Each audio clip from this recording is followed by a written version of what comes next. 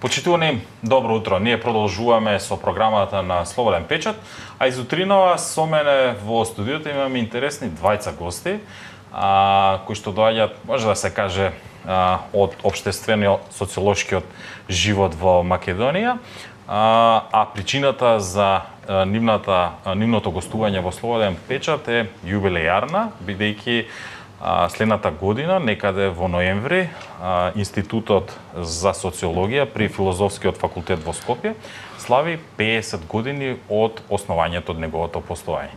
По тој повод, утринава во Слободен печат е доктор Ило Трајковски, редовен професор на Институтот на социологија на истоимениот факултет, и Славе Младеновски, новинар, социолог и медиатор. А пред се, драг колега, велам господа, добро утро за вас и добро дојдовте во Слободен печат. Добро утро, благодарам за поканата, задоволство да се бидел. Секогаш. Благодарам за поканата. Институтот за социологија е формиран во далечната за некого блиската 1975 година, како наставна научна студиска група на социологијата при Филозофскиот факултет во Скопје, а како што напомена, во октомври истата година за прв пат во Македонија започна додипломските студии по социологија. Професор, имајќи во предвид дека вие сте тамо долги 39, односно наскоро 40 години редовен професор, работата сте започнале на тој факултет 1985 година. Може ли малку на почеток да ни објасните што представува ова како збирно бројка и јубилеј за една институција образовна да успее низ сите овие години да функционира и да обучува, односно да образува кадар и луѓе во Македонија? Јас ви благодарам за поканата и за прашањето. Стварно е, навистина е големо постигање, не само заради луѓето кои што во тој момент одлучиле дека треба да го прават институтот и кои што во наредните 50 години го развивале и сме стигнале до овој јубилеј.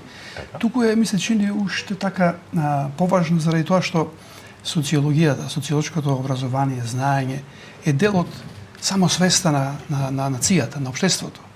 Бидејќи, формирајќи го институтот за социологија на Филозофскиот факултет и скоро во истата година Институтот за социолошки и политичко правни истражувања во Македонија, всушност македонското општество се покажува дека комуницира со светските токови.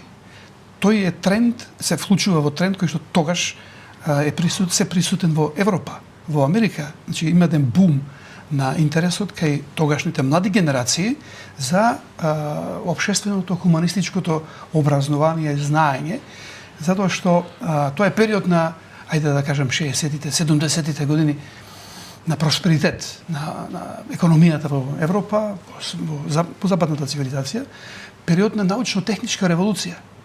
Меѓутоа, се согледува дека не може техниката, економијата самата да одговори на многу прашања кои што луѓето ги тангираат. Меѓу најзначајните прашањето за тоа како луѓето, за една од би рекол, фундаменталните потреби на луѓето, да бидат признати и препознати од другите луѓе. Тука е всушност социологијата. Бидејќи се менувале работите, се менувале другите и од тука се јавила потреба за научно разбирање, објаснување на животот со други луѓе. И денеска не се случува тоа. Денеска живееме во дигитална револуција. Има големи предизвици, но најголемиот ми се чини мене е како ќе се организираме меѓусебно, како општество, како групи, како колективитети, за да може да се справиме со предизвиците на интернетот, на загрозување на приватноста и така натаму и така натаму. Несомнено, професоре, дека мисијата која што сте имале и се уште имате била тешка и полна со предизвици во однос на декадите, минувањето на општествата, на технологијата и на сите оние работи, војни и поствојни конфликтни периоди. Успевавте, односно како факултет институт, низа години да се справувате или да го држите текот на овие напредоци. Колега Младеновски, овдека би сакал некако да се надополниме на ова што го посочи професор Трајковски. Вие сте по професија социолог. Да. Дали пред се социолог, па потоа новинар и медиатор. Дали можеби овие зборови кои што ги кажа ценетиот професор Трајковски, можеби во младите години ве инспирираше и токму да ги запишете социолошките студии во Скопје? Со професор Трајковски сме и колеги од истата генерација запишани на Институтот за социологија, пета генерација поред. Особено можам да му честитам на него и на неговите колеги за придонесот што го направија во рамките на развојот на социологијата, особено во образованието. Моето искуство или моето знаење, јас повеќе го ставив во друга функција, значи надвор од образованието, но сепак во форма на одредено предавање. По дипломирањето практично се вработи во Македонската радиотелевизија, особено што можам да потенцирам дека новинарството како професија го открив во смисла дека може да биде во симбиоза и со социологијата како и со други науки и како професија беше отворено. Некаде пред 10-15 години практично едно предавање кое исто беше поврзано со професор Трајковски во 90-тите години за посредување, за преговарање, за арбитража, дојде како еден епилог на мојот карактер и на моите знаења што ги имав стекнато во годините, дека всушност можам да бидам и медиатор. Така што ја редоследно го кажувам својот историски професионален контекст социолог, новинар, медиатор. Така. Сега дека би направил една соглед на вашето искуство или минато во образованието, во вашето лично образование, би сакала една да направиме една паралела, може слободно да се изразам така, односно ретроспектива. Како го оценувате македонското образование тогаш, кога вие можеби сте биле на почетоците од вашата кариера и како го согледувате денеска? Постојат ли некои круцијални големи разлики? Да, дефинитивно. Сега сум на крајот на мојата кариера и кога споредувам како се чувствувам сега на наставничкиот совет или, например, на мојата катедра, на мојот институт, и како сум се чувствувал како студент во тој период, разликата е голема. Може би бев помлад и се ми беше поинтересно, поубаво и поветувачки од колку што е сега, но сепак дефинитивно сум убеден во тоа дека се променети и критериумите за мотивацијата пред се на и на учениците и на студентите да влегуваат на универзитетот, но исто така и односот на другите општествени институции кон образованието. Например, јас сум влегол на институтот како непосредно после дипломирањето. Сега немаме шанса да работиме млади луѓе после магистрирањето, после докторирањето, треба ептен да издействувате согласно со овој или оној министер за финансии и образование, за да ви го обнови работното место после пензионирањето. Тоа зборува за тоа дека образованието во општеството, не зборувам сега конкретната ова влада или претходните, тоа така се случува транзицијата. Не е на приоритетната листа на владините политики. Некои други се приоритети и тоа не треба да не чуди тогаш кога ќе ни се случува феноменот дека многу деца наши од во Словенија, каде што бесплатно ги чекаат до образование на универзитет. Овде плаќаат школари. Не само и образование, и работа. Апсолутно. Така да мислам дека нам ни предстои како нација голем предизвик по тој дел да го промениме нашиот однос политички кон образованието. Затоа што демографијата очигледно наметнува некои решенија кои што се од круцијално значајност и важно за опстојувањето на нацијата. Младеновски, истото прашање и за вас. Во поглед на одговорот на прашање или повеќе би рекол лично мислење за перцепцијата на образованието денес во споредба кога сум бил студент, можам да кажам дека радикално се променети вредностите. И радикално е променет статусот на институциите, тргнувајќи од брак, семејство, општествена група, младите, образованието и слично. Често имав во периодот додека бев студент, а и потоа како дипломирав, да работам на прашања поврзани со младите од различен аспект, да речеме социологија на религија, социологија на град, социологија на култура и слично.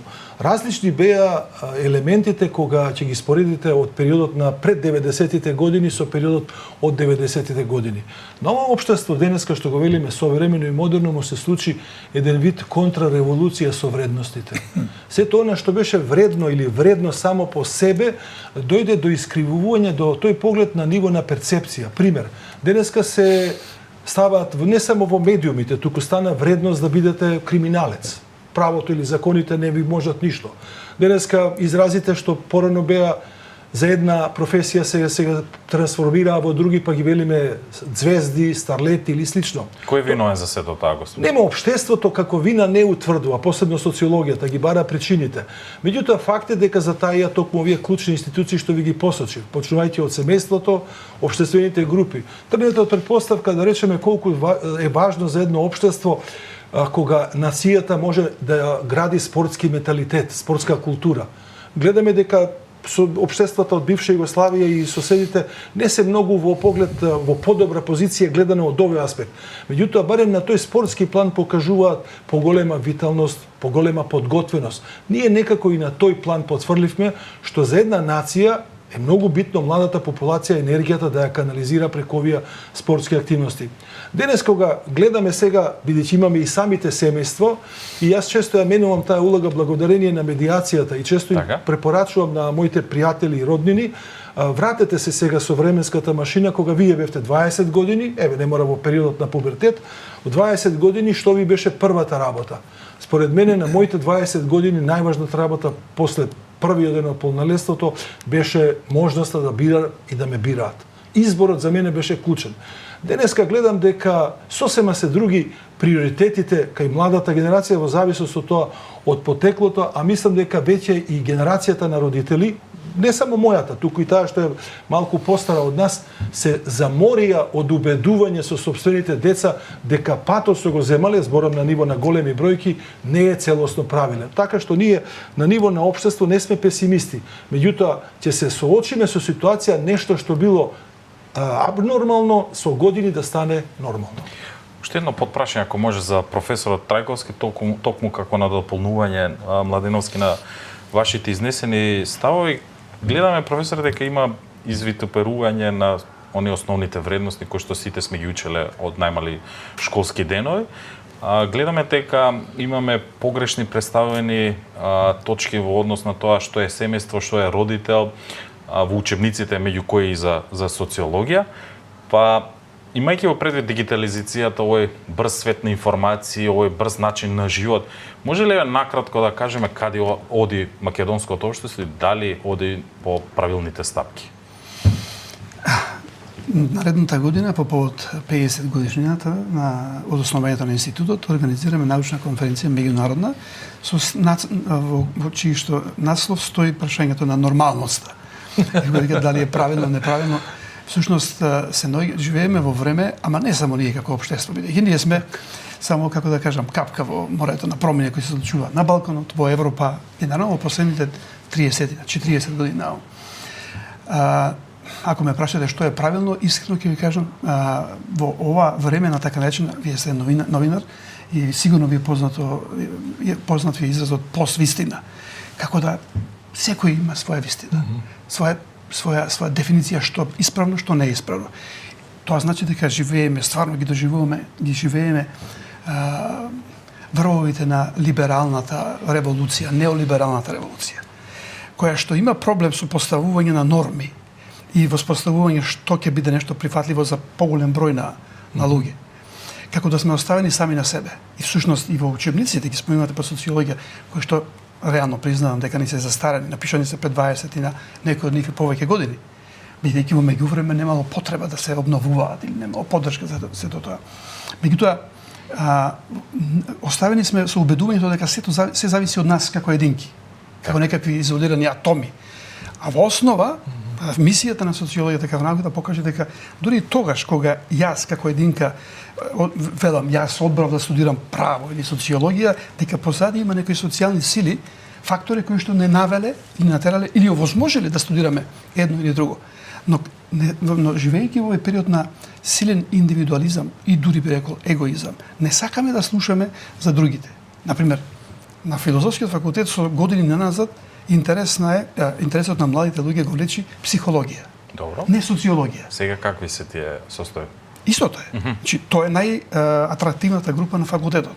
Затоа што преовладува менталитетот, свеста кај луѓето, младите вклучувајќи ги, дека сами ќе си грешиме проблемите. А во основа се почесто подлабоко заглибуваме во тој атомистички поглед на светот. Добро, дали се извинувам што ќе ве прекинам, дали таквата слика на младите и на студентите се формира токму од она што го гледаат, како што напомена Младеновски, од неказнивоста, од отсуството на моралот, етиката, кој што можеби е пишан во книгите, а проблем се професорите или пак оние кои што треба да го пренесат тоа знаење на луѓето. Повеќе би рекол поместувањето на границата што е морално, што не е морално. Например, еден од учениците по социологија беше критикуван јавно од групации на луѓе кои што имаат други ставови за ЛГБТ популацијата. Затоа велам, доаѓаме во време кога не можеме да воспоставиме норма, правило, што е морално, што не е неморално, што е неморално. Но тоа е тренд кој што е идеолошки поттикнуван од различните идеолошки апарати, не зборувам само од центрите за индоктринација, зборувам за економијата како функционира, зборувам за тоа како функционираат јавните институции. Не само во Македонија, туку во цел Балкан и во цела Европа во основа имате тренд на срозување на јавните институции, јавно здравство, јавното образование, па дури и јавната безбедност. Сега луѓето си се обезбедуваат приватно со своји приватни security компании. Слично и за здравството, слично и за образованието, паралелен. Друга најатрактивна група на филозофски факултет е за безбедност, студии за безбедност, корпоративна и други. Не е филозофија, не е класични студии, не е историја, не е социологија. Че овие групи кои што сметаат дека ќе бидат профитабилни или на лично, пред се на лично ниво, не на ниво на колективитет, на институција така. Слично прашање за вас, загрозено ли македонското општество, Младеновски? И колку може? Ајде да пробаме докажете го прашањето, па ќе ви кажам што мислам. Дали е загрозено во однос на ова сето што го истакна професор Трајковски и колку може, вие сте медиатор исто така одличен, колку може тие разлики и тие спротивставености во општеството кои што се јавуваат на дневна основа преку семејствата, образованието, институциите, медиацијата да помогне? Благодарам за ова прашање. Меѓутоа, само една корекција во насока, не заради мене и вас во однос на поставувањето на прашањето, туку заради прецизноста, кога доаѓа загрозеноста. Загрозеноста според мене доаѓа како врв на она што се случува претходно, а тоа се така наречените закани или опасности на кои ние не забележуваме додека ги вршиме секојдневните работи. Знаете дека ниедна несреќа не се случила само во моментот, па луѓето мислат дека е случајно. Имам гледано една документарна програма за еден брод во Италија што падна. При утврдувањето на истрагата зошто се превртел бродот, утврдиле 50 пропусти на капетанот.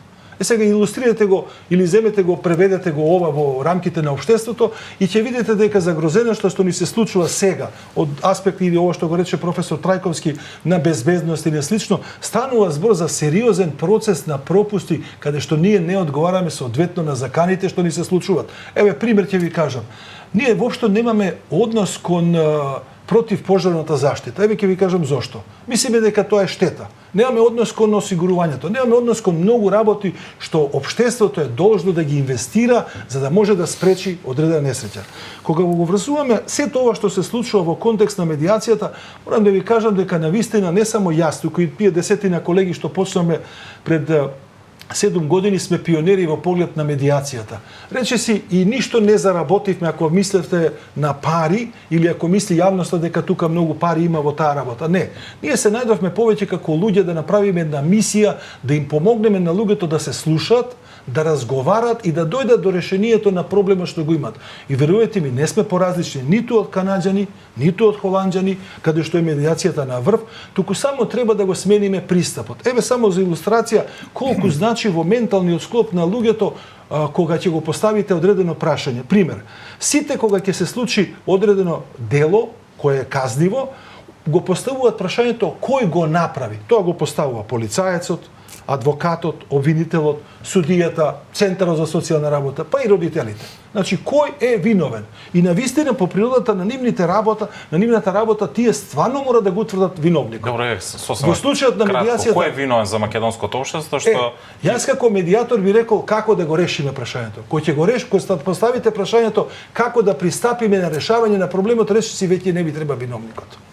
Треба да дојдем до ситуација на поинаков начин да пристапуваме кон интересна теза која што не знам дали ќе се сложите со мене, тешко може некако да се постави во македонското општество. Колега Србиновски не е лесно, верувате ми. И некако да се обиде да се размислува во таа насока, меѓутоа секако е интересно за разгледување вашето размислување. Во интерес на времето, господа, би сакал овде уште едно прашање да ви поставам сосема на крај во однос на кои се плановите, чисто на Институтот за социологија и за колегата Младеновски, какви се искуствата за проучување на токму оваа сфера која што сте можеби експерт медиацијата. Еве јас професор Трајковски да одговорам да го заокружам мојот настап, а вие дозволете. Моето кратко ќе биде. Јас се повикувам на искуството на Холандија и неколку држави во Европа и во светот кои успеа медиацијата да ја стават во образовниот процес, во високото образование. Поканата што ја направи професор Трајковски да одржам едно предавање на Филозофскиот факултет на 11 декември, за мене представуваше голема чест и тоа е еден датум кој што јас лично ќе го запаметам, бидејќи тоа е прво предавање каде што на високо образовна институција е одржано предавање не за медиација, затоа што такви многу имам одржано, туку првпат е одржано предавање медиацијата како професија. Мојата идеја, веројатно и на колегите медиатори кои гледат во ова на вистина перспектива, а доаѓа време во кога доаѓаат и нови генерации, мислам дека вистинското решение не само за македонското општество, дури и лично за самите луѓе треба да го познаваат медиацијскиот процес, да ги знаат вештините, да ги знаат одредени постапки, колку е добро, а еве само за пример ќе го кажам, со тој ќе завршам, колку е важно да пристапите при решавањето на одреден спор само со промена на позицијата. Пример, јас минатата година позајмив пари од вас, а после тоа вие позајмивте пари од мене. Што сака да каже? Промената на улогите ни прави различни постапки да правиме. Меѓутоа, кога доаѓаме до решението, го сваќаме кој е интересот и наоѓаме решение. Убаво звучи сето ова, меѓутоа во пракса не знам колку изводливо, уште еднаш ка потенцира. Изводливо. Професоре Трајковски, ќе може ли да... Да, секако. Вие го поставивте прашањето, не ви одговоривме директно за тоа дали македонското општество се распаѓа или е во криза. Не само македонското. Читам книги од француски автори кои што зборуваат социологијата без општества. Неолиберализмот од некаде од 80-тите години наму го растура општеството. И растура социјалната држава, така натаму. И ги оставя единките сами. Меѓутоа, луѓето не можат без други луѓе. Да. Значи, имаме регенеративни процеси, се обновуваат нови форми на социјабилитет, на друштвеност. И тоа е предизвикот на социологијата, нив да ги детектира, да ги наоѓа. И во таа смисла, институтот, например, не прашувате за плановите, се обидуваме да ги мобилизираме оние ресурси социолошки кои што не се во институтот. Иницииравме алумни програма за луѓе кои што дипломирале или магистрирале, докторирале на нашиот институт, кои што направиле кариери во различни области, не само социологија, медиација, новинарство, некој има во бизнес секторот, некој има во IT секторот.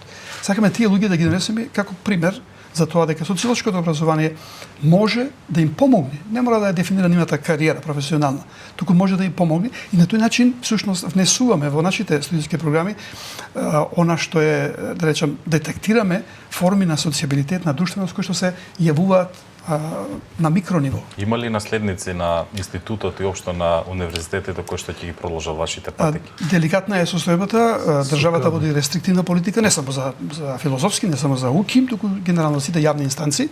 Меѓутоа, само свесна нација ќе најде начини да тоа го направи.